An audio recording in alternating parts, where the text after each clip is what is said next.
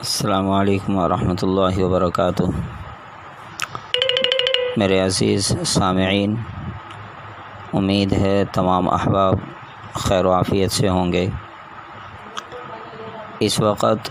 دنیا میں عالمی وبا کا شکار ہے،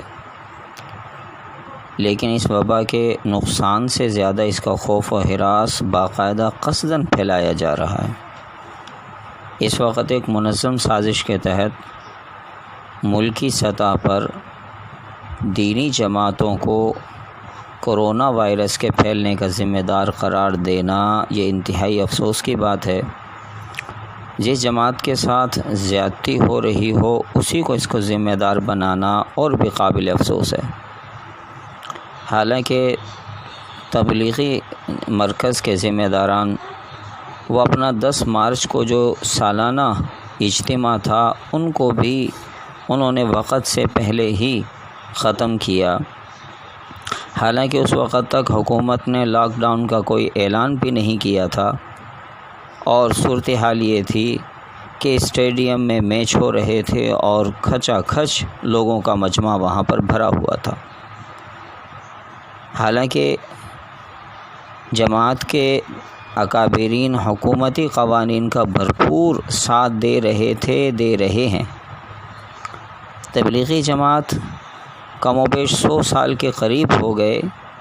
مگر تبلیغی جماعت کا کام ایک دن کے لیے بھی نہیں رکا، چاہے حالات کیسے بھی ہوں، امن کے ہوں یا جنگ کے، مگر کبھی بھی تبلیغ کا کام نہ رکا نہ رکے گا انشاءاللہ۔ لیکن حکومت کا لاک ڈاؤن کا اعلان آتے ہی تبلیغی اکابرین نے حکومتی قوانین پر عمل کرتے ہوئے پورے ملک میں جماعتوں کی نقل و حرکت کو محدود کیا، حالانکہ یہ ان کے مسلک مشرب کے اعتبار سے ایک بہت بڑی قربانی تھی۔ اس وقت پوری دنیا میں کورونا وائرس سے متاثرہ ملک چائنا، اٹلی، ایران، امریکہ یہ خاص طور پر پیش ہیں، مگر اس کے باوجود ان ملکوں نے بھی دینی جماعتوں اور خاص طور پر تبلیغی جماعت پر نہ الزام لگایا اور نہ ان کے خلاف کوئی احکامات جاری کیے۔ حالانکہ تبلیغی جماعتیں تو پوری دنیا میں سفر کرتی ہیں، جبکہ اسلام کے نام پر بننے والے ملک پاکستان نے اسی جماعت پر اس وبا کے پھیلانے کا الزام لگا کر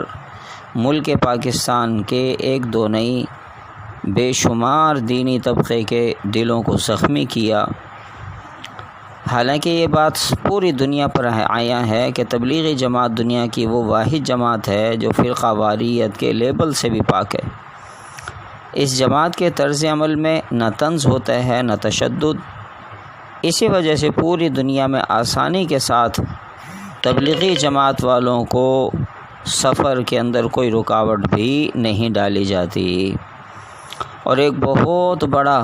انسانوں کا اور مسلمانوں کا طبقہ ہے جو تبلیغی جماعت کو ہی اصل اسلام کا تعارف گردانتا ہے، اور ایک زبان زد عام ہے